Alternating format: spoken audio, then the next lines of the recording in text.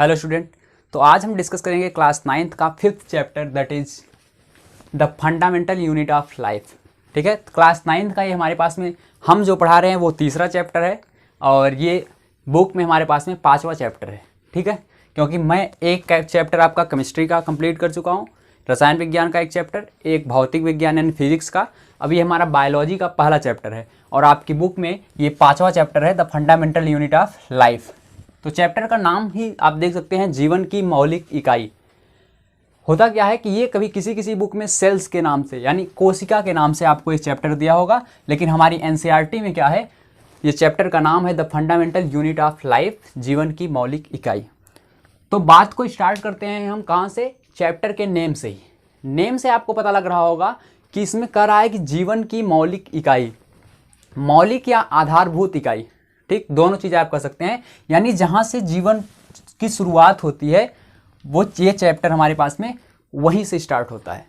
ठीक, हमारी ज़िंदगी कह सकते हो, हमारा जीवन जहाँ से स्टार्ट हुआ है वहीं से ये चैप्टर स्टार्ट हुआ है, यानी ये बहुत ही इंपॉर्टेंट चैप्टर होने वाला है हमारे पास में। ठीक, तो अब इसमें हमको पढ़ना क्या है कि जैसे कि आप यहाँ पे देख सकते हैं, जीवन की मौलिक इकाई किसको बोलते हैं हम, सेल को। किसको, कोशिका को। कोशिका को बोला जाता है जीवन की मौलिक इकाई। तो आखिर ये कोशिका यानी सेल हमारे पास में आया कहाँ से, या इसके बारे में बताया किसने। तो आप यहाँ पे ध्यान दीजिएगा कि जो सेल है, स्पेलिंग आपको ध्यान रखना है, CELL है। सेल बहुत तरह के होते हैं, हम लोग प्रोनाउंसिएशन एक जैसा है, सबकी स्पेलिंग अलग अलग होगी, मीनिंग अलग अलग होगा। जैसे मैं आपको कुछ चीज़ें बताना चाहता हूँ, जैसे सेल है तो हम SELL, इसको भी सेल बोलते हैं। ठीक, लेकिन ये सेल, इस सेल का मतलब होता है बेचना, किसी सामान को बेचना, आपको पता होगा इंग्लिश का वर्ड है। एक सेल होता है SHELL, इसका मतलब ये भी सेल है, लेकिन इसका मतलब क्या होता है, इसका मतलब होता है आवरण या कवच। फिर आप बात करेंगे तो एक है CELL जो कि हमने यहाँ पे लिखा है। तो इस CELL का मतलब भी हमारे पास में दो होता है। एक तो हम यूज करते हैं फिजिक्स या केमिस्ट्री में सेल, सेल का मतलब होता है जैसे हमारे वॉच वगैरह में, घड़ी वगैरह में सेल लगती हैं, तो उस टर्म में ये सेल है। लेकिन ये जो हम जो यहाँ पे पढ़ने वाले हैं बायोलॉजी में, इसमें हमारे पास में क्या है, इसमें हमारे पास में है सेल CELL, स्पेलिंग तो सेम है बैटरी वाली ही, लेकिन इसका मीनिंग अलग है, इसका मतलब है कोशिका। तो ये तीन, और हमने आपको सेल के बारे में बताया, तो आप इससे ज़रा भी कन्फ्यूज नहीं होइएगा। ठीक है, तो कन्फ्यूजन आपको यहाँ पे नहीं होना चाहिए। आप CELL, सेल मतलब होता है कोशिका। ओके, तो अब बात को और आगे बढ़ाते हैं, इसको इरेज करते हैं। तो सेल सबसे पहले आया कहाँ से, तो देखिए सेल के बारे में सबसे पहले एक साइंटिस्ट थे हमारे पास में। साइंटिस्ट कौन था, अब यहाँ पे आप एक चीज़ और ध्यान दीजिएगा कि बायोलॉजी पढ़ रहे हैं हम लोग यहाँ पे, ये बायोलॉजी का फर्स्ट चैप्टर है। बायोलॉजी जहाँ से हम पढ़ना स्टार्ट करते हैं वहाँ से साइंटिस्ट के बारे में हमको पढ़ना बहुत ही आवश्यक हो जाता है, क्योंकि इस पे एक एक कदम पे साइंटिस्ट के नेम आएंगे यहाँ पे, और खासकर सेल के चैप्टर में तो बहुत ज़्यादा साइंटिस्ट के बारे में हमको पढ़ना है, और सभी साइंटिस्ट के नेम हमको याद रखने हैं। दो ही चीज़ें साइंटिस्ट के बारे में याद रखना है, एक तो उसका नाम और दूसरा उन्होंने क्या काम किया। ठीक है, नाम और काम दोनों चीज़ें हमको यहाँ पे देखनी होगी साइंटिस्ट की। तो सबसे पहले जो हम साइंटिस्ट के बारे में पढ़ने वाले हैं, साइंटिस्ट का नाम है रॉबर्ट हुक। क्या नाम है साइंटिस्ट का, रॉबर्ट हुक।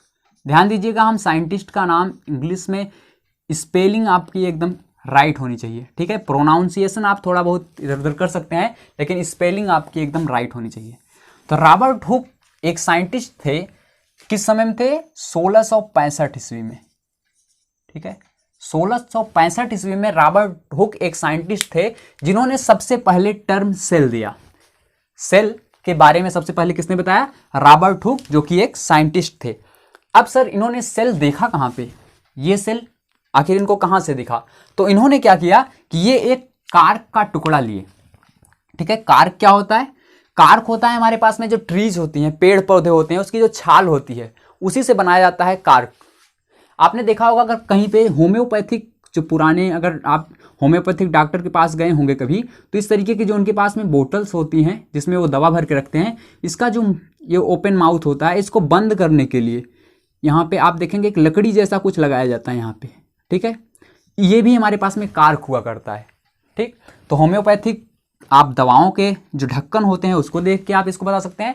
तो ये कार्क हुआ करता है। या आप कह सकते हैं कोई भी पेड़ होगा हमारे पास में, पेड़ की जो बार्क होती है, आउटर मोस्ट लेयर, ठीक है, जो कि निर्जीव होती है, डेड होती है, तो इसी बार्क से हमारे पास में क्या बनाया जाता है, कार्क।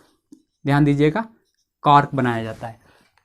अब इस कार्क को लेके इन्होंने क्या किया, ब्लेड वगैरह से छोटे छोटे टुकड़ों में, बहुत महीन टुकड़ों में काट लिया। जैसे हम लोग क्या करते थे, पेंसिल हम लोगों के पास होती है ना, तो पेंसिल को हम लोग पहले जब शॉर्पनर नहीं, कटर वगैरह नहीं होता था हम लोगों के पास, तो क्या करते थे, हम इसको ब्लेड से इस तरीके से शॉर्प करते थे, ठीक है, इसको ब्लेड से हम लोग कट करते थे। तो पेंसिल की छोटी छोटी इस तरीके से पतली पतली महीन महीन हम लोग करते हो, इस तरीके से कट के यहाँ से निकलता था। इसी तरीके से कार्क को जब उन्होंने काटा, कार्क के टुकड़ों को जब काटा, तो इसी तरीके से महीन टुकड़ों में वो कट गया। ठीक, अब आपको समझ में आया होगा कि कार्क पेड़ से मिलता है, ठीक है, पेड़ की छाल से, उसी को उन्होंने काटा था। और काटने के बाद जब वो छोटे छोटे टुकड़ों में कट गया, तो ये अपने द्वारा एक माइक्रोस्कोप बनाए थे, ठीक है। रॉबर्ट हुक ने खुद एक प्रिमिटिव टाइप का माइक्रोस्कोप, सूक्ष्मदर्शी बनाया था अपना। इनका सूक्ष्मदर्शी जो था बहुत ही प्रिमिटिव टाइप, पुराना था। पुराना मतलब कि वो बहुत ही आवर्धक नहीं था, यानी किसी भी चीज को, जैसे हमारे पास में मान लो कोई 1 सेंटीमीटर लंबी लकड़ी है, इसको अगर हम उस माइक्रोस्कोप से देखेंगे तो बहुत करेगा, तो 1 सेंटीमीटर को बड़ा करके 10 सेंटीमीटर या 20 सेंटीमीटर तक कर सकता है, यानी 10 गुना 20 गुना, बस इससे ज़्यादा है ये इसको बड़ा नहीं कर सकता। लेकिन हम लोग जानते हैं आज के ज़माने में बहुत सारे इलेक्ट्रॉन माइक्रोस्कोप तक आ चुके हैं, जो कि 1 सेंटीमीटर को 2000 सेंटीमीटर करके हमको उतना बड़ा करके दिखाता है। तो ये अपने हाथ से बनाए गए एक सूक्ष्मदर्शी से इन सब चीज़ों को देख रहे थे, किसको, कार्क के टुकड़े को। तो जैसे ये माइक्रोस्कोप के नीचे इस कार्क के टुकड़े को रख कर देखे, तो हुआ क्या कि इन्होंने मधुमक्खी के जैसे कुछ संरचनाएं देखनी प्रारंभ की। ठीक, इनको कुछ मधुमक्खी जैसी संरचनाएं दिखाई दी, इस तरीके से मधुमक्खी के छत्ते जैसी, मधुमक्खी का छत्ता यानी हनीकम जैसा इनको स्ट्रक्चर इस तरीके से दिखाई दिया। हम यहाँ पे आपको स्ट्रक्चर बना के दिखाते हैं। ये स्ट्रक्चर ऐसे, और आप नीचे तक बना सकते हैं। तो इस तरीके आपके बुक में भी बनाया गया होगा फिगर। तो इस तरीके का स्ट्रक्चर उनको माइक्रोस्कोप के नीचे, अपने खुद के द्वारा बनाए गए माइक्रोस्कोप के नीचे इस तरीके का स्ट्रक्चर दिखाई दिया। इसी स्ट्रक्चर को, इस स्ट्रक्चर में देख रहे हैं आप बहुत सारे एकल यूनिट, एक यूनिट की तरह दिख रहा है आपको। इसी एक यूनिट को इन्होंने क्या नाम दिया, इन्होंने नाम दिया सेल। अब ये जो सेल है, इसी के बारे में हम पढ़ रहे हैं चैप्टर में, सेल यानी कोशिका। अब इस सेल जो है हमारे पास में, ये लैटिन वर्ड है, ये इंग्लिश वर्ड नहीं है हमारे पास में, ये लैटिन वर्ड है। तो लैटिन से लिया गया है ये, और इसका मतलब होता है, लैटिन में अगर इसका हम अर्थ देखेंगे तो इसका मतलब होता है स्मॉल रूम। स्मॉल रूम यानी छोटा कमरा, छोटा कमरा। तो इनको एक कमरे की तरह, छोटे छोटे कमरे की तरह इस तरीके से कई यूनिट्स दिखाई दी, जो कि मिलकर बहुत सारी यूनिट्स थी, ठीक है, 1 2 3 4 इस तरीके से बहुत सारी यूनिट्स थे, जो मिलकर पूरा हमारे पास में बार्क यानी कार्क को तैयार कर रही थी। जो हमारे पास में कार्क था, इसी तरीके से कई सारी यूनिट्स से मिलकर बना हुआ था, और ये देखने में बिल्कुल मधुमक्खी के छत्ते जैसा था। इसी को इन्होंने नाम दे दिया सेल या छोटा कमरा। अब आपको देखने में तो बहुत ही ये सरल लग रहा होगा कि ये सेल क्या खोज दी है इस तरीके से, लेकिन ये बायोलॉजी में बहुत ही इंपॉर्टेंट है, क्योंकि बायोलॉजी, पूरी बायोलॉजी यहीं से स्टार्ट होती है सेल से। हमको देखने में लग रहा है कि ये क्या कर, बहुत इंपॉर्टेंट तो नहीं लग रहा है सेल, जैसे लग रहा है कि मधुमक्खी के छत्ते जैसी संरचना क्या खोज दी, लेकिन ये आप आगे पढ़ेंगे, पूरा चैप्टर हमारा इसी पे आधारित है, ठीक है। तो ये बहुत ही ज़्यादा इंपॉर्टेंट हुआ करता है। अब इसके आगे बात करें अगर हम, ठीक, तो इस तरीके से फिर से हम बता रहे हैं एक बार कि रॉबर्ट हुक 1665 ईस्वी में अपने द्वारा बनाए गए माइक्रोस्कोप से यानी सूक्ष्मदर्शी की सहायता से क्या किया, सेल को खोजा। कहाँ पे, कार्क के टुकड़े में। कार्क क्या होता है, पेड़ की छाल से मिलता है हमारे पास में, ठीक।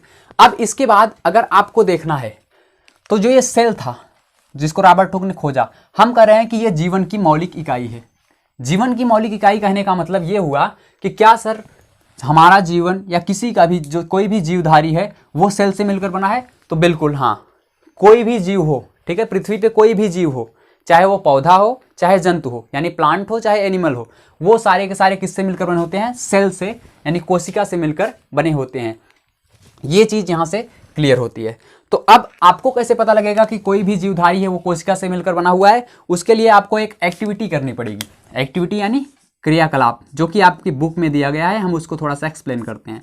तो ये क्रियाकलाप जो आपकी बुक में पहला दिया गया है, तो उसमें कह रहा है कि आप क्या करिए, आपको अगर देखना है कि जीवधारी कोशिका से मिलकर बने होते हैं, तो आपको करना क्या होगा कि आपको प्याज का टुकड़ा लेना होगा, यानी प्याज का टुकड़ा लेके उसकी एक लेयर को निकालना होगा। जैसे हम अगर प्याज का टुकड़ा ले लें इस तरीके से, मान लीजिए प्याज है हमारे पास में, तो प्याज को ऐसे हम कट कर दें।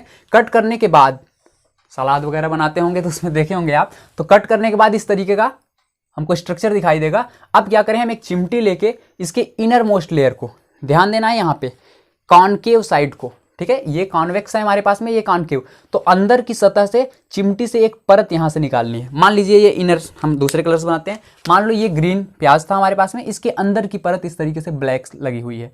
इस इनर वाली जो हमारे पास में लेयर है, थिन लेयर, पतली परत है, इसको आप बाहर निकालेंगे तो ये एकदम झिल्ली की तरह दिखाई देगी, आपको एकदम महीन पतली झिल्ली की तरह दिखाई देगी। ये झिल्ली जैसे ही आप चिमटी से निकालेंगे बाहर, तो ये मुड़ने का इसका ज़्यादा चांस होता है, ये मुड़ सकती है या सूख सकती है, ठीक है। इसके लिए इसको हम लोग क्या करेंगे, एक वाटर से भरा हुआ बीकर लेंगे और इस बीकर में इसको ले आके डाल देंगे। तो जैसे ही हम इसको बीकर में डालेंगे तो ये क्या होगा, वाटर है इसमें, तो ये पानी पे इस तरीके से तैरने लगेगा। अब हम माइक्रोस्कोप लेंगे। माइक्रोस्कोप लेने के बाद हमको एक स्लाइड लेनी होगी। स्लाइड क्या होता है, कांच की पट्टी होती है, कांच की पट्टी होती है जिस पे हम किसी भी चीज़ को रख के माइक्रोस्कोप के नीचे उसका परीक्षण कर सकते हैं या निरीक्षण कर सकते हैं, उसके बारे में जानकारी ले सकते हैं।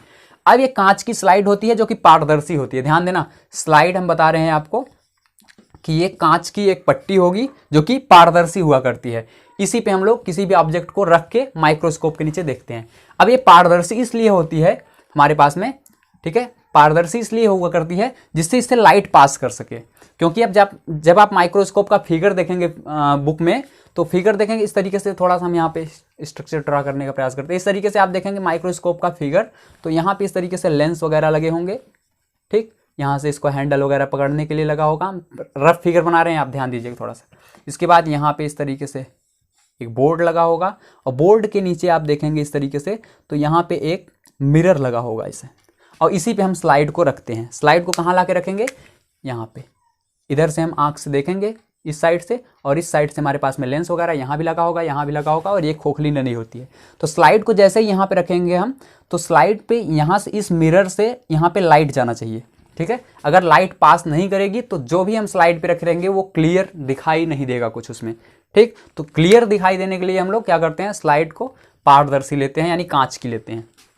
ओके, आगे चलते हैं। तो अब जैसे ही आप इसको कांच पे रख के देखेंगे, यानी स्लाइड पे रख के देखेंगे, किसको, प्याज की पतली परत को, तो आपको जैसा दिखाई देगा आप उसको एक कॉपी वगैरह पे ड्रा कर सकते हैं या एक पेपर पे ड्रा कर सकते हैं। तो आप जैसे ही देखेंगे प्याज के टुकड़े आपको कुछ इस तरीके से दिखाई देंगे, ठीक है। प्याज का जो हमारे पास में हमने टुकड़ा काटा है, उसकी जो हमने स्लाइड बनाई है, वो आपको कुछ इस तरीके का दिखाई देगा, ठीक। इसी तरीके से कई सारी लेयर्स होंगी, तो आपको कुछ इस तरीके का दिखाई देगा। आपके बुक में फिगर भी बना हुआ है, आप वहाँ से इसको देख सकते हैं, तो ये दिखाई देगा। अब ये क्या है, ये भी हमारे पास में वही सेल है जो रॉबर्ट हुक ने खोजा था। लेकिन सर जो रॉबर्ट हुक ने खोजा था उसमें थोड़ा सा हमको डिफरेंस दिख रहा है। कैसा कि रॉबर्ट हुक वाला कैसा था, इस तरीके से हनी कॉम्ब लाइक था, यानी मधुमक्खी के छत्ते जैसा था, और उसमें हमको कुछ इस तरीके से जो यहाँ पे आप डॉट दिखा रहे हैं, ये कुछ हमको दिखाई नहीं दे रहा था इस तरीके से। तो इसमें डॉट क्या है, तो बच्चों ये क्या है कि हमारे पास में जो रॉबर्ट हुक ने खोजा था, जो रॉबर्ट हुक ने खोजा था वो क्या थी, वो निर्जीव कोशिका थी। ये केवल कोशिका भित्ति दिखाई दे रही है। आप आगे क्लास में पढ़ेंगे, अभी आपको आगे और एक्सप्लेन करेंगे बाद में कि ये कोशिका भित्ति थी, यानी रॉबर्ट हुक ने जो खोजा था वो निर्जीव कोशिका थी। इसीलिए उसमें बीच में केंद्रक नहीं दिखाई दे रहा था, न्यूक्लियस वगैरह इसमें नहीं दिखाई दे रहा है, क्योंकि ये डेड हो चुकी है सेल। कार्क है हमारे पास में ना, कार्क पेड़ की छाल हमने बताया वो निर्जीव होती है। लेकिन जब हमने प्याज को देखा तो प्याज हमारे पास में क्या थी, सजीव कोशिका, वहां पे जीवित कोशिकाएं आपको दिखाई देंगी, इसलिए उसमें न्यूक्लियस और साइटोप्लाज्म यानी कोशिका द्रव्य सारी चीजें इसमें आपको दिखाई देंगी।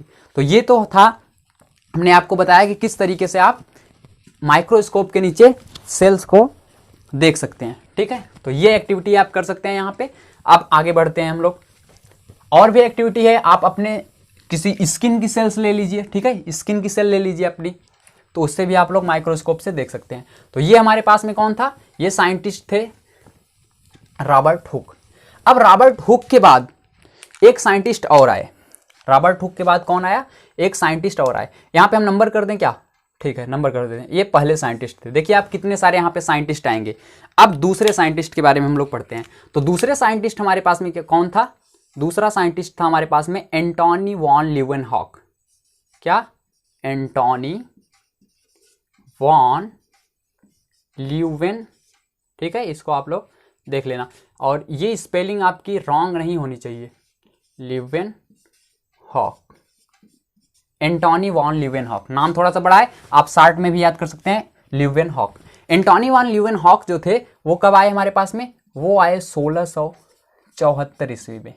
1674, यानी रॉबर्ट हुक के 9 साल बाद। अच्छा सर, इन्होंने क्या किया? कोशिका के बारे में क्या इन्होंने भी कुछ बताया? हाँ। अब ये इन सारे साइंटिस्ट को आपको नाम याद रखना है। तो एंटोनी वॉन लीवेनहॉक जब आए तो इन्होंने क्या किया? पॉन्ड से, कहीं से एक तालाब था, तालाब के पास गए और तालाब में जो पानी था उस पानी को इन्होंने ड्रॉपर्स की सहायता से निकाल लिया और उसको स्लाइड पे रख के उस एक ड्रॉप पानी को, यानी एक बूंद पानी को इस स्लाइड पे रख के उन्होंने क्या किया? माइक्रोस्कोप के नीचे देखा तो इनको भी कुछ स्ट्रक्चर्स दिखाई दिए। कैसे स्ट्रक्चर दिखाई दिए? इसी तरीके का स्ट्रक्चर दिखाई दिया, सेल की तरह। तो अब इनको सेल दिखाई दिया, और ये सेल आखिर में क्या था? ये सेल हमारे पास में बैक्टीरिया था। एक कौन था? बैक्टीरिया, यानी जीवाणु। तो इन्होंने क्या किया? अब आपसे प्रश्न पूछा जाएगा कि सबसे पहले कोशिका की खोज किसने की? तो रॉबर्ट हुक। ठीक है, लेकिन अगर आपसे प्रश्न ये पूछा जाए कि सबसे पहले जीवित कोशिका की खोज किसने की, ठीक है, जो लिविंग सेल थी, तो सबसे पहले जीवित कोशिका की जो खोज किए थे वो थे एंटोनी वॉन लीवेनहॉक। इन्होंने 1674 में जीवित कोशिका यानी बैक्टीरिया की खोज की थी। ठीक है, इन्होंने जो खोजा था वो मरी हुई कोशिका थी, मृत कोशिका थी, लेकिन एंटोनी वॉन लीवेनहॉक ने जो खोजा वो जीवित कोशिका थी। तो 2 साइंटिस्ट हो गए, दोनों के बारे में आपको याद रखना है कि लीवेनहॉक ने क्या किया, रॉबर्ट हुक ने क्या किया। अब धीरे धीरे साइंटिस्ट और आते गए। अच्छा, आप इसको थोड़ा सा फनी वे में समझना चाहे तो ये समझिए, जैसे रॉबर्ट हुक आए, ठीक है, रॉबर्ट हुक आए, कार्क में देखा, इन्होंने इस तरीके का स्ट्रक्चर इनको दिख गया, इतने में ये खुश हो गए, एकदम खुश हो गए, और कुछ इसके बारे में जानने का प्रयास ही नहीं किया और जाके तुरंत सेल के बारे में बता दिया, बस। उसके बाद आराम से बैठ के, उसके बाद कुछ समय और बीता, 9 साल बाद लीवेनहॉक आए, सोचे कि ये तो सेल खोज दिए हैं, अब हम इसमें थोड़ा सा और कुछ देखते हैं। तो उन्होंने क्या किया? नए नए सेल्स लिए, यानी तालाब से पानी को निकाल के उसको देखा। तो उसको देखने के बाद क्या हुआ कि इन्होंने बता दिया ये सेल्स तो क्या कर रही थी? मूवमेंट कर रही थी। मूवमेंट का मतलब जैसे इसको स्लाइड पे रखा था इन्होंने, तो कभी ये मान लो ये स्लाइड था हमारे पास में, ठीक है, ये स्लाइड है, तो कभी क्या होती थी? बैक्टीरिया की सेल यहाँ पे दिखाई देती थी इनको, और कभी ये मूवमेंट करते हुए थोड़ा इधर आ जाती थी इस तरीके से। तो ये क्या रही थी? इधर उधर मूवमेंट कर रही थी, यानी गति कर रही थी। इससे ही इनको ये पता चला कि ये तो जीवित कोशिका है, क्योंकि गति करना जीवधारियों का लक्षण होता है, न कि मृत का। जबकि जो रॉबर्ट हुक ने खोजा था वो मृत थी, एक स्थान पे पड़ी रहती थी। तो इन्होंने जीवित कोशिका की खोज की। अब जीवित कोशिका की खोज करने के बाद ये भी एकदम खुश हो गए। क्यों? जिस तरीके से रॉबर्ट हुक खुश हो गए थे मरी हुई कोशिका को खोज करने के बाद भी, इनका नाम हो गया भाई, ये आगे बढ़ गए अपना। उसके बाद लीवेनहॉक आए कुछ दिन बाद, इन्होंने भी थोड़ा सा खोजा, जीवित कोशिका मिल गई, सोचे कि हमने तो इनसे अच्छा काम कर दिया, हम भी खुश, एकदम ये भी चल दिए। उसके बाद फिर साइंटिस्ट आए। अब देखो, खोजा तो सबसे पहले इन्होंने था, लेकिन अब इसका जो श्रेय है, अलग अलग श्रेय है, अलग अलग साइंटिस्ट लेंगे। देखिए तीसरे साइंटिस्ट हमारे पास में, तीसरे साइंटिस्ट कौन आए? तीसरे साइंटिस्ट आए हमारे पास में रॉबर्ट ब्राउन। रॉबर्ट ब्राउन, ध्यान देना, इनके भाई नहीं है रॉबर्ट हुक के रॉबर्ट ब्राउन। रॉबर्ट ब्राउन अलग हैं। ये कब आए थे? सन था 1831 इनसे बाद। तो 1831 में रॉबर्ट ब्राउन आए, और रॉबर्ट ब्राउन ने क्या किया? फिर वही जो खोजी गई कोशिका थी, उन्होंने क्या कर दिया कि जैसे मान लो ये सेल्स के बारे में देख ही रहे थे सेल में, कि इनको ये स्ट्रक्चर दिखाई दिया बीच में इस तरीके से। इन्होंने सोचा ये स्ट्रक्चर है क्या, तो इनको कुछ समझ में नहीं आया, तो इसका नाम दे दिया इन्होंने। क्या नाम दे दिया? न्यूक्लियस। क्या नाम दिया? न्यूक्लियस, यानी हिंदी में इसको बोलते हैं हम लोग केंद्रक। तो केंद्रक की खोज किसने की? पूछा जाए आपसे केंद्रक की खोज किसने की, तो केंद्रक की खोज की थी रॉबर्ट ब्राउन ने। तो देखिए आप किस तरीके से कड़ी बनती जा रही है। रॉबर्ट हुक ने मरी हुई कोशिका की खोज की, लीवेनहॉक ने जीवित कोशिका की खोज की, और उसके बाद भी नहीं देखे बीच में क्या दिख रहा है। केंद्रक तो इनको भी दिख रहा होगा, लेकिन उन्होंने इतने खुश हो गए कि ये इसको भूल गए, देखना भूल गए। उसके बाद रॉबर्ट ब्राउन आए और ब्राउन ने और थोड़ा सा ध्यान से देखा तो इनको कुछ जो ये स्ट्रक्चर बीच में दिखाई दे रहा था डार्क कलर का, इसको इन्होंने क्या नाम दे दिया, केंद्रक नाम दे दिया। तो आप देख सकते हैं किस तरीके से साइंटिस्ट आते गए और नई नई खोजें करते गए। अब ये भी एकदम खुश, केंद्रक खोज दिया और कुछ छोड़ दिया सब कुछ। फिर एक साइंटिस्ट आए, कौन साइंटिस्ट आया फिर भी, फिर एक साइंटिस्ट आए हमारे पास में। इस साइंटिस्ट का नाम है परकिंजे। ठीक है, अलग अलग साइंटिस्ट के अलग अलग नाम भी बड़े खतरनाक होते हैं। तो इनका नाम था हमारे पास में परकिंजे। परकिंजे ने क्या किया, परकिंजे कब आए सर, परकिंजे आए हमारे पास में 1839 में। ठीक, 1839 में परकिंजे साइंटिस्ट आए। उन्होंने क्या किया, वो भी सेल्स के बाद थोड़ा सा और ध्यान से देखा, सेल को और ध्यान से देखा। तो उन्होंने क्या किया कि ये जो न्यूक्लियस था, क्योंकि ये तो न्यूक्लियस खोज ही चुके थे, इनके बाद आए हैं, ध्यान देना, ये 1831 में आए थे, ये 1839 में आए। तो क्या क्या इन्होंने, ये तो न्यूक्लियस खोज चुके थे, तो इसमें कुछ इनको लिक्विड जैसा इस तरीके से दिखाई दे रहा था, तरल पदार्थ, पानी जैसा तरल पदार्थ दिखाई दे रहा था। तो इन्होंने क्या किया, केंद्रक को छोड़ के बोला कि ये जो कुछ भी है इसके अंदर, सब कुछ न्यूक्लियस को लेके, यानी केंद्रक को लेके और ये जो तरल पदार्थ है पानी जैसा, इन सबको नाम दे दिया। एक क्या नाम दे दिया, नाम दे दिया पूरे के पूरे को प्रोटोप्लाज्म। क्या नाम दे दिया, प्रोटोप्लाज्म। इसी को बोलते हैं हम लोग जीव, या कह सकते हो कोशिका द्रव्य, कोशिका द्रव्य। कैमरे में आ रहा है कि नहीं आ रहा है, ये देख लेते हैं। तो इसी को नाम दे दिया इन्होंने कोशिका द्रव्य, आ रहा है ठीक। तो परकिंजे ने 1839 में प्रोटोप्लाज्म नाम दिया, जो कि कोशिका के अंदर जितने भी तरल पदार्थ थे, जो कुछ भी तरल पदार्थ था, सबको मिला के इन्होंने क्या कर दिया, उसको नाम दे दिया प्रोटोप्लाज्म। तो आप इसको एक लाइन से याद करेंगे जिस तरीके से हमने बताया, तो आपको याद करने में आसानी होगी। सन भी देख सकते हैं, इनके बाद ये आए, फिर इनके बाद ये आए, फिर इनके बाद ये आए, सब ने अलग अलग खोज की। फिर हम बता रहे हैं एक बार, रॉबर्ट हुक ने 1665 में मरी हुई कोशिका खोजी, एंटोनी वान लीवेनहॉक ने 1674 में जीवित कोशिका खोजी। इनके सामने लिख देते हैं कि ये लिविंग सेल की डिस्कवरी की थी। ठीक, और रॉबर्ट ब्राउन ने क्या किया था, रॉबर्ट ब्राउन ने न्यूक्लियस को खोजा था, केंद्रक को। ठीक, यहां पे लिखा है। परकिंजे ने क्या किया, परकिंजे ने प्रोटोप्लाज्म यानी कोशिका द्रव्य को खोजा नहीं था, नाम दिया था, टर्म दिया था।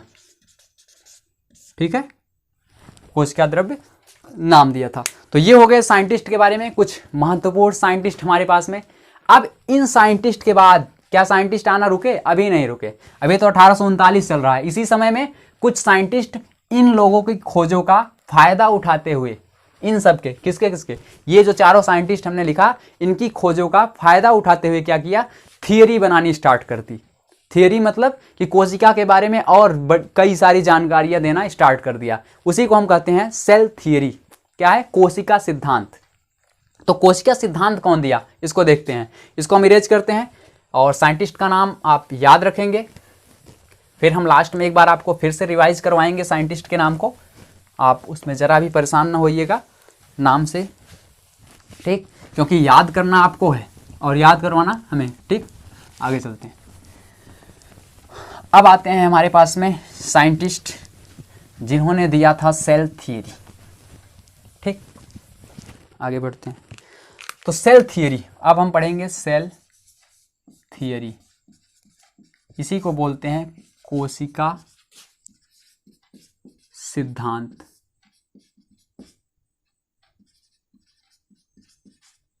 कोशिका सिद्धांत क्या है सर, जो सारी खोजें किए प्रीवियस जो साइंटिस्ट थे, पुराने साइंटिस्ट थे, उन्होंने जो खोज की उसी के बारे में इन्होंने कुछ पॉइंटर्स के रूप में बता दिया। और सेल थियरी दिया किसने, आपसे पूछा जाए कि सेल थियरी किसने दिया, तो दो साइंटिस्ट मिलकर दिए थे। एक का नाम था स्लाइडेन, और एक का नाम था स्वान। ठीक, दो साइंटिस्ट, स्पेलिंग आपको याद होना चाहिए। एक का नाम था स्लाइडेन, बुक में आपके दिया गया है, और एक का नाम था स्वान। दो साइंटिस्ट थे और दोनों ने मिल के क्या किया, सेल थियरी दिया। अच्छा सर, ये स्लाइडेन कौन था? स्लाइडेन एक बॉटनिस्ट था, बॉटनिस्ट, ठीक, और ये एक जूलॉजिस्ट था। बॉटनिस्ट जूलॉजिस्ट मतलब ये वनस्पति विज्ञान को जानने वाला था, यानी वनस्पति विज्ञान को पढ़ने वाला था, और ये एक जूलॉजिस्ट था, जीव विज्ञान को पढ़ने वाला था। यानी ये कह सकते हो जीव विज्ञान का वैज्ञानिक और ये वनस्पतियों के बारे में जानने वाला। तो दो अलग अलग साइंटिस्ट, और इनका सन भी, हाँ सन बहुत इंपॉर्टेंट है। ये 1838 में, 1838 में, और ये 1839, ठीक। तो ये दोनों साइंटिस्ट थे हमारे पास में जिन्होंने सेल थियरी दिया। सबसे पहला क्वेश्चन आपसे पूछा जाएगा कि सेल थियरी किसने दी, तो सेल थियरी दिया स्लाइडेन और स्वान ने, ठीक। अब एक चीज आपको याद रखना है कि स्लाइडेन जो था बॉटनिस्ट था, बॉटनी यानी वनस्पति विज्ञान, पेड़ पौधों से रिलेटेड। स्वान, स्वान मतलब संस्कृत में स्वान का अर्थ होता है कुत्ता, या हिंदी में आप बोल सकते हैं। तो स्वान मतलब होता है कुत्ता, और कुत्ता क्या है हमारे पास में, एनिमल है। तो एनिमल है यानी ये जूलॉजिस्ट था, इससे याद कर सकते हो आप। जूलॉजिस्ट मतलब होता है जंतु विज्ञान, तो स्वान हमारे कुत्ता हमारे पास में जंतु है, तो ये जूलॉजिस्ट। कभी कभी बच्चे कंफ्यूज हो जाते हैं कि सर स्लाइडेन जूलॉजिस्ट था कि स्वान जूलॉजिस्ट था, तो आप याद कर लीजिएगा स्वान मतलब होता है कुत्ता, कुत्ता होता है जूलॉजी का एनिमल, एनिमल है हमारे पास में, इसलिए ये जूलॉजिस्ट हैं, ठीक। ये दोनों ने क्या किया कि सेल थियरी दी। सेल थियरी की कुछ बातों को हमको यहाँ पे याद रखना है। सेल थियरी में इन्होंने क्या बताया, सबसे पहले इंपॉर्टेंट बात कि all living organism, all living organism are made up of cells, यानी जितने भी जीवधारी हैं सभी जीवधारी कोशिका से बने होते हैं। सबसे पहला इन्होंने जो हमारा सिद्धांत दिया, कोशिका सिद्धांत, उसमें इन्होंने बताया कि सभी जीवधारी कोशिका से मिलकर बने होते हैं, ठीक। अब सर जीवधारी में कौन कौन, चाहे पौधे हों चाहे जंतु, यानी प्लांट होगा चाहे एनिमल होगा, सब हमारे पास में कोशिका से मिलकर बने होंगे। इसीलिए कोशिका को कहते हैं जीवन की मौलिक इकाई, ठीक, फंडामेंटल यूनिट ऑफ लाइफ। दूसरी बात इन्होंने एक और बताई, दूसरी बात बताई इन्होंने कि cell is structural and functional, and हम इस तरीके से लिखते हैं, and functional unit of life, functional unit of life, ठीक। इसका मतलब कि जो कोशिका होती है, कोशिका जीवन की संरचनात्मक एवं क्रियात्मक इकाई होती है। कोशिका जीवन की संरचनात्मक, हम हिंदी इंग्लिश दोनों में लिखते हैं, एवं क्रियात्मक, बोल भी रहे हैं, लिख सकते हैं आप, क्रियात्मक इकाई होती है। इसका मतलब क्या है, इसका मतलब ये है कि जो कोशिका है उसी से किसी भी जीवधारी की संरचना बनती है, और उसी से कोई भी जीवधारी अपनी सारी जैविक क्रियाओं को करता है, ठीक है। जैविक क्रियाएं मतलब सांस लेना, ठीक है, और कई सारी क्रियाएं हम लोग आगे पढ़ेंगे, क्लास 10th में पढ़ते हैं जैव प्रक्रम में, ठीक है। श्वसन, परिसंचरण, उत्सर्जन, ये सारी चीज़ें, पाचन, पोषण, ठीक। तो ये सारी क्रियात्मक इकाई। तो कोशिका जो होती है वो संरचना बनाती है किसी भी जीव का। जैसे कोई भी जीव है एक जैसा तो होता नहीं, पौधे अलग अलग तरह के होते हैं, जंतु भी बहुत सारे अलग अलग, कुत्ता अलग है, बिल्ली अलग है। तो ये संरचनाएं जो उसकी बनती हैं, संरचनात्मक और क्रियात्मक इकाई कोशिका ही होती है। तो ये दो चीज़ें इन्होंने बताया सेल थियरी में। दो चीज़ें आपको याद रखनी है कि सभी जीवधारी कोशिका से बने होते हैं, और कोशिका जीवन की संरचनात्मक एवं क्रियात्मक इकाई होती है। और एक चीज़ आपको यहाँ पे बता दें कि अगर आपसे कोई पूछे कि सेल क्या है, आपसे कोई पूछे कि सेल क्या है, तो आपको यही बताना है कि सेल यानी कोशिका जीवन की संरचनात्मक एवं क्रियात्मक इकाई होती है। आपका काम खत्म हो जाएगा। ये सेल की भी हमारे पास में परिभाषा होती है, कोशिका की परिभाषा यही है। अब इनसे और साइंटिस्ट आए नए नए, वो साइंटिस्ट ये पूछने लगे स्लाइडेन और स्वान से कि आपने ये तो बता दिया कि सारे जीवधारी कोशिका से बने होते हैं और कोशिका जीवन की संरचनात्मक एवं क्रियात्मक इकाई होती है, लेकिन ये कोशिका आती कहाँ से है, कोशिका आती कहाँ से है? तो ये दोनों बता नहीं पाए, उसमें फेल हो गए। इन्होंने कहा कि कोशिका अपने आप उत्पन्न हो जाती है चमत्कारी ढंग से, कह सकते हो, जैसे भूत प्रेत, ठीक। तो उस तरीके से इन्होंने बताया कि ये बता ही नहीं पाए हम थोड़ा सा मजाक कर रहे थे यहाँ पे कि इन्होंने बता ही नहीं पाया कि कोशिका आती कहाँ से है। इन्होंने कहा कि स्वतः निर्मित हो जाती है, ऑटोमेटिकली जनरेट हो जाती है अचानक, लेकिन जो कि गलत थी बात। अब इस बात का फायदा उठाया एक और साइंटिस्ट ने, इस बात का एक फायदा उठाया एक साइंटिस्ट। वो साइंटिस्ट कौन था हमारे पास में? उस साइंटिस्ट का नाम है विर्चो। ठीक है, हम यहाँ पे शायद नीचे स्पेस कम है, एक बार हम देख लेते हैं स्पेस है कि नहीं। नहीं स्पेस नहीं, तो उस साइंटिस्ट का नाम है, हम यहाँ पे लिखते हैं, उस साइंटिस्ट का नाम है विर्चो। ठीक, फिर से लिखते हैं स्पेलिंग थोड़ा सा, विर्चो। ठीक, विर्चो 1855 में आए, 1855 में। अब विर्चो साइंटिस्ट बहुत इंपॉर्टेंट साइंटिस्ट हैं, क्योंकि जहां पे ये सेल थियरी बनाने के बाद स्लाइडेन और स्वान फेल हो गए, उसी चीज को इन्होंने क्या एक्सप्लेन किया है विर्चो ने। तो विर्चो ने क्या कहा कि विर्चो ने कहा जो आप कह रहे हैं स्लाइडेन और स्वान की कोशिका अपने आप उत्पन्न होती है, इन्होंने कहा कि अपने आप उत्पन्न नहीं होती। ध्यान देख सकते हैं कि ये स्लाइडेन और स्वान के बाद आए, ये 1838 और 39 के थे, 1855 में आए। ठीक, तो इन्होंने क्या कहा कि कोशिका अपने आप उत्पन्न नहीं होती, कोशिका पुरानी कोशिकाओं से ही उत्पन्न होती है। इन्होंने क्या बताया कि कोशिकाएं, नई कोशिका पुरानी कोशिका से बनती है, पुरानी कोशिका से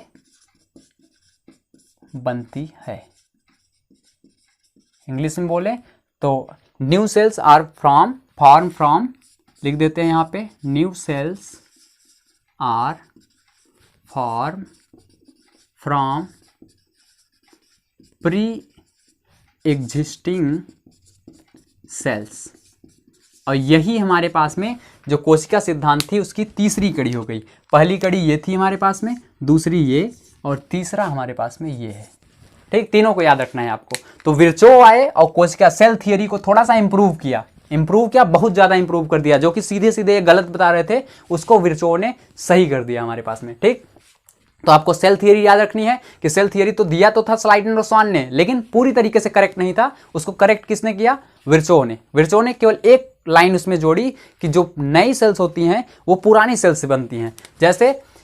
जैसे ये सेल्स है तो ये सेल डिवाइड करेगी और डिवाइड करने के बाद इसी से दो नई सेल्स बनेंगी। ये पुरानी सेल्स थी, फिर ये डिवाइड करेगी और फिर से इस तरीके से नए सेल्स बनते जाएंगे। ठीक, ये बताया था विर्चो ने। जबकि इन्होंने क्या कहा था? इन्होंने कहा ये सेल है तो अचानक एक सेल और आ जाएगी, अचानक एक सेल और आ जाएगी, और अचानक एक सेल हमारे पास में और आ जाएगी। तो ये ऑटोमेटिक बता रहे थे, जबकि पूरी तरीके से ये गलत था। तो सेल थियरी आपको क्लियर हुई होगी। तो सेल थियरी आपको याद रखनी है, तीनों बातें इसके याद रखनी है। ठीक, इरेज करते हैं इसको और आपको नए कॉन्सेप्ट को बताते हैं। नया कॉन्सेप्ट यहाँ पे ये आता है कि जब माइक्रोस्कोप वगैरह और ज़्यादा डेवलप होने लगे, अभी तो चल रही थी रॉबर्ट हुक की बात जो कि अपने से माइक्रोस्कोप बनाए थे। अब जब माइक्रोस्कोप थोड़ा सा इंप्रूव हो गए, आवर्धक लेंसों की खोज होने लगी, यानी लेंस जो हमारे पास थे और अच्छे अच्छे बनने लगे, तो माइक्रोस्कोप, कंपाउंड माइक्रोस्कोप उसमें बनने लगा। कंपाउंड माइक्रोस्कोप जो कि चीज़ों को और थोड़ा सा बड़ा करके दिखाता है और अच्छी तरीके से दिखाता है। तो उससे हुआ ये कि जितने भी, जब विर्चो ने बता दिया कि सभी जो कोशिकाएं होती हैं पुरानी कोशिकाएं से बनती हैं, और सेल थियरी में पहली चीज़ थी कि सभी जीवधारी कोशिकाओं से मिलकर बने होते हैं। तो अब यहाँ पे आप एक चीज़ ध्यान दीजिए कि उसी कोशिकाओं के आधार पर जीवधारियों को दो भागों में बांट दिया गया। ठीक है, जितने भी जीवधारी हैं उनको दो भागों में बांट दिया गया कोशिका के नंबर के आधार पे, कोशिका की संख्या के आधार पे। सबसे पहला है हमारे पास में यूनिसेलुलर ऑर्गेनिज्म। ठीक है, यूनिसेलुलर ऑर्गेनिज्म यानी एक कोश की जीव, एक कोश की जीव। और दूसरा है हमारे पास में मल्टी सेलुलर ऑर्गेनिज्म यानी बहुकोश की जीव। अब इन दोनों का मतलब क्या है? देखिए, यूनिसेलुलर ऑर्गेनिज्म का मतलब होता है ऐसे जीवधारी जो केवल एक कोशिका से मिलकर बने होते हैं। ऐसे जीवधारी जो केवल एक कोशिका से मिलकर बने होते हैं या एक ही कोशिका के बने होते हैं, उसको हम बोलते हैं यूनिसेलुलर ऑर्गेनिज्म यानी एक कोश की जीव। और ऐसे जीवधारी जो बहुत सारी कोशिकाओं से मिलकर बने होते हैं उनको हम कहते हैं बहुकोशिकीय जीव। तो एक कोशिकीय जीव का एग्जाम्पल क्या है? बहुत सारे एग्जाम्पल्स हैं जो छोटे होते हैं, जैसे हमारे पास में अमीबा है, ठीक, अमीबा है, पैरामीशियम है, आपको नाम भी यहाँ पे भी याद रखना है, अमीबा, पैरामीशियम, यूग्लिना, ठीक, क्लैमाइडोमोनास,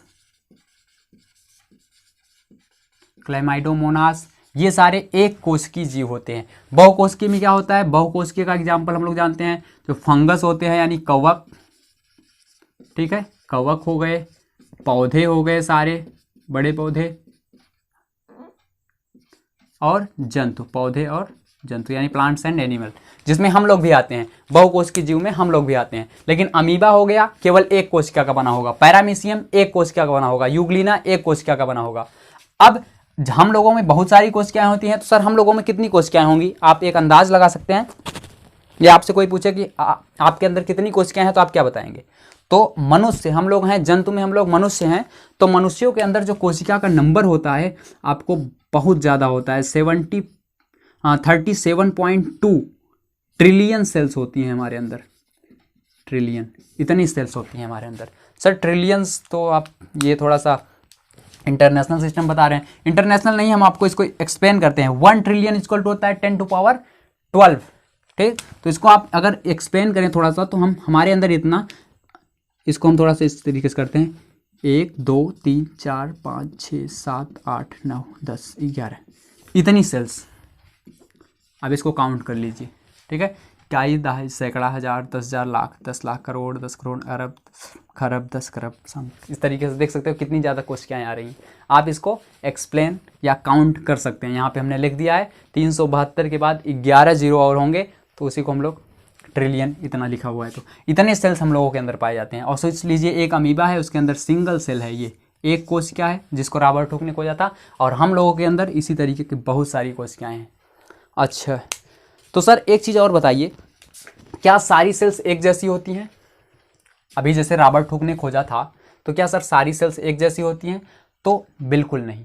लेकिन एक चीज़ है कि जैसे हम लोग क्या देख रहे थे, इसके पहले हम एग्जाम्पल आपको बता रहे थे कि प्याज का एग्जाम्पल हमने आपको बताया था ना, प्याज का एग्जाम्पल।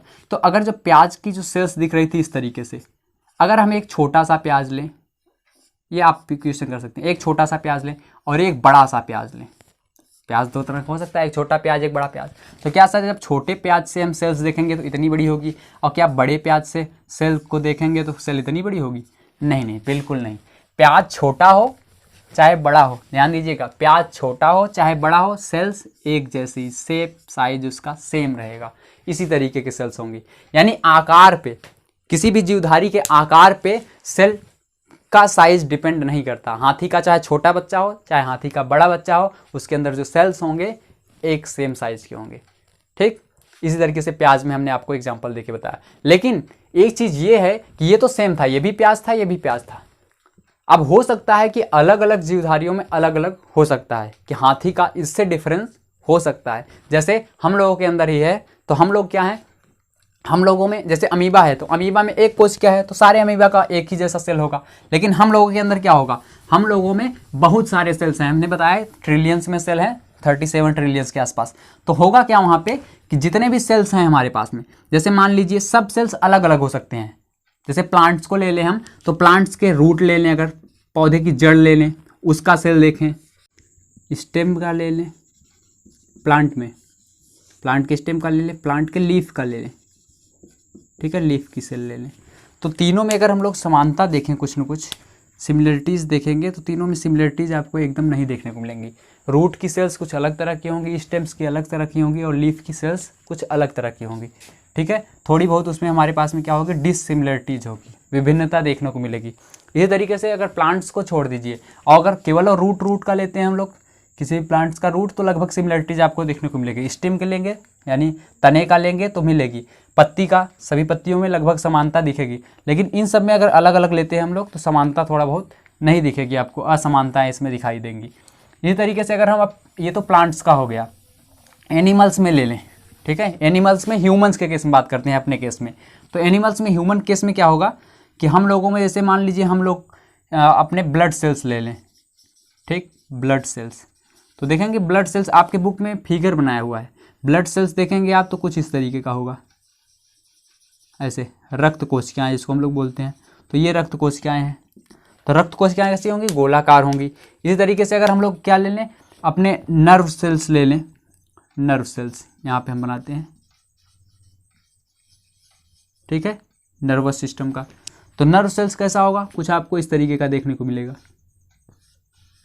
ऐसा, ठीक है। ये तंत्रिका कोशिका है हमारे पास में, हिंदी में इसको बोलते हैं तंत्रिका कोशिका। तो तंत्रिका कोशिका का आपको कुछ इस तरीके का देखने को मिलेगा, ठीक है। इस तरीके से अगर हम लोग पेशी कोशिकाएं ले ली, ठीक है, पेशी कोशिका,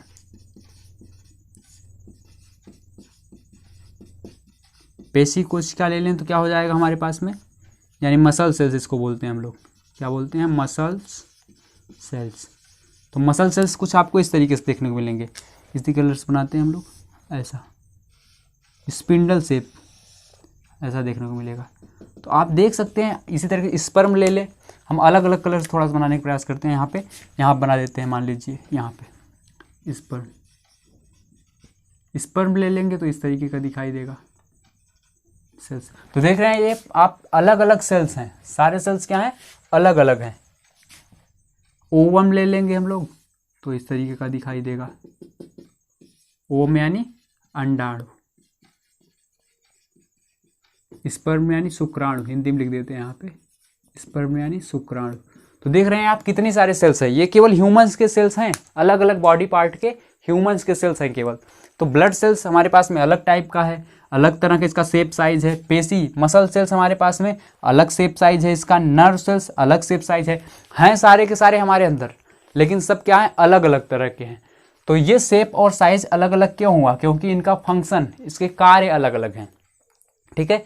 जब तक आकार और आकृति तभी बदलेगी जब उसके कार्य अलग अलग होंगे, समान कार्य नहीं होंगे। लेकिन अमीबा की बात करें हम, अमीबा में एक ही कोशिका था और ये कोशिका हमारे पास में क्या, इसमें श्रम विभाजन नहीं होता। श्रम विभाजन नहीं होने का मतलब एक ही कोशिका है, यही शोषण करेगा, यही उत्सर्जन करेगा, यही पाचन करेगा, ठीक है, यही सब कुछ करेगा। लेकिन यहाँ पे हम लोगों में हमने अभी बताया बहुत सारे सेल्स हैं, 37.2 ट्रिलियन सेल है। तो इतने सारे सेल्स होने के बाद इनमें क्या होता है? कार्य का बंटवारा हो जाता है, यानी इसी को हम लोग बोलते हैं श्रम विभाजन या डिवीजन ऑफ लेबर, इंग्लिश में बोलते हैं डिवीजन ऑफ लेबर।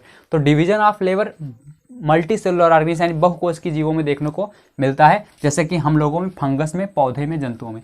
तो अब जैसे हम लोगों का ब्लड सेल है, तो ब्लड सेल का जो फंक्शन है ऑक्सीजन को पहुंचाना, ठीक है, कार्बन डाइऑक्साइड को सेल से लेना, तो ये इसका फंक्शन है। अब ये काम ये थोड़ी करेगा, नर्व सेल्स थोड़ी करेगा, नर्व सेल्स का अलग काम है इंपल्स जनरेट करना, ठीक है, हमारे पास में, प्लस इन्वायरमेंट से जो संदेश वगैरह होंगे, मैसेज होंगे, उसको लेगा, ठीक। तो ये इसका अलग कार्य है इसका। पेशियों का काम क्या है? कॉन्ट्रैक्शन, रिलैक्शन, ठीक है, संकुचन और प्रसार, इस तरीके से जिससे हमको चलने में सहायता मिलती है। तो ये सब अलग अलग सेल्स हैं, अलग अलग सबके कार्य हैं। लेकिन अमीबा में हमारे पास में इस तरीके का है, अमीबा में एक ही है, इसलिए सारी की सारी चीज़ें इसी के द्वारा होंगी। और एक चीज़ आपको बता दें कि ये तो शेप और साइज की बात चल रही थी, कुछ सेल्स चाहे वो एक कोश की हों, ठीक है, चाहे हम बहुकोश की में पाए जाए, कुछ सेल्स ऐसे होते हैं जिसका शेप और साइज लगातार चेंज होता रहता है। तो उसको भी आपको याद रखना है। हम यहाँ पे लिख देते हैं इसको कि आकार और आकृति लगातार परिवर्तित होती रहती है। दो ऐसे हमारे पास में, एक तो अमीबा है, अमीबा का, और WBC, ये दो ऐसे सेल्स हैं जिसका आकार और आकृति लगातार बदलता रहता है। यानी अमीबा कभी इस तरीके का होगा तो कभी फिर इस तरीके का हो जाएगा, फिर और आगे जाएगा, कभी और चेंज हो सकता है, इसका रूप हो सकता है ऐसा हो जाए। तो अमीबा का कोई आकार आकृति फिक्स नहीं होता हमारे पास में। तो अमीबा और हम लोगों के अंदर पाया जाता है WBC यानी वाइट ब्लड सेल्स, इसका भी हमारे पास में आकार और आकृति निश्चित नहीं होता, ये लगातार बदलते रहते हैं अपने स्वरूप को। जबकि नर्व सेल्स है, तो नर्व सेल्स हमारे पास में चाहे बच्चा कोई नया बच्चा हो हमारे पास में, जिसका बर्थ हुआ, अभी जन्म हुआ हो, उसमें भी नर्व सेल्स इसी आकार का होगा। और हम लोगों में, वयस्क में इसी तरीके का हो, चाहे कोई बूढ़ा आदमी हो, उसमें भी हमारे पास में इसी आकार का होगा। जन्म से लेके मृत्यु तक इसका जो शेप होता है वो इसी शेप का होगा। यानी कोई अगर पेशी कोशिकाएं स्पिंडल शेप की हैं, इस तरीके का शेप है, ठीक है, तर्क के आकार का, तो पेशी कोशिका मृत्यु तक इसी तरीके से रहेगी। लेकिन अमीबा और WBC ये लगातार एक एक सेकंड में अपने आकार को बदलते रहते हैं, ठीक। तो ये चीज़ हमारे पास में कंप्लीट हुई। यहाँ पे हमने आपको बताया यूनिसेलुलर और मल्टीसेलुलर के बारे में। अब आखिर जब यहाँ पे हम लोगों में जैसे हार्ट है, तो हार्ट की सेल्स जो है अलग काम है, ब्लड पंप करने का काम है। किडनी है तो उसका क्या है, ब्लड को फिल्टर करने का काम है। हमारे पास में जो आमाशय है, आमाशय की कोशिकाएं हैं, उसको भोजन को पचाने का कार्य है। तो इस तरीके से सभी जगह की कोशिकाओं में अलग अलग कार्य हैं। तो आखिर ये अकेले कैसे कर सकती है ये सारी चीज़ें, यानी पाचन, पोषण, श्वसन, उत्सर्जन, ठीक है, ये सारी चीज़ें हमारे पास में ये अकेले कैसे कर सकती है। इसका मतलब है कि इसके अंदर ये जो अमीबा की कोशिका है, इसके अंदर भी कुछ न कुछ ऐसा होगा जो कि सभी अलग अलग कार्यों को करता है। इसके अंदर ही नहीं, बहुकोश की जीवों के सेल्स के अंदर भी कुछ ऐसी चीज़ें होंगी जो कि अलग अलग कार्य को करती होंगी। इसी को हम लोग नेक्स्ट लेक्चर में हम लोग क्या करेंगे, डिस्कस करेंगे इसको। तो नेक्स्ट लेक्चर में हम लोग देखेंगे। इस लेक्चर में हमने क्या देखा कि ये सेल्स था हमारे पास में, और ये सेल का हमारे पास में क्या था, न्यूक्लियस है। अब इस न्यूक्लियस में जो ये हमारे पास में साइटोप्लाज्म है, इसके अंदर क्या क्या है, जो सेल ऑर्गेनल्स होंगे जो अलग अलग कार्यों को करते हैं, उसके बारे में हम लोग नेक्स्ट लेक्चर में पढ़ेंगे। तो बहुत ही शानदार लेक्चर है हमारे पास में। ये फर्स्ट लेक्चर था हमारा, ठीक है। फर्स्ट लेक्चर कंप्लीट हुआ सेल्स का, 5th चैप्टर जो कि। अब इसमें हम लोग ज़्यादातर साइंटिस्ट के बारे में पढ़े और सेल क्या होता है उसके बारे में पढ़ा, सेल थियरी क्या होती है उसके बारे में पढ़ा, फिर लास्ट में हमने यूनिसेलुलर मल्टीसेलुलर ऑर्गेन्स के बारे में पढ़ा। अब नेक्स्ट लेक्चर में हम लोग देखेंगे कि सेल के अंदर क्या क्या है, एक सिंगल सेल है उसके अंदर क्या क्या है, सेल के कितने पार्ट हुआ करते हैं, और सेल के जो पार्ट्स हैं उसका वर्क क्या है, फंक्शन क्या है, ठीक। तो इस लेक्चर को एंजॉय कीजिए आप, अच्छी तरीके से इसको बातों को समझिए। अब हम लोग नेक्स्ट लेक्चर में देखेंगे आगे की चीज़ें। Thank you so much.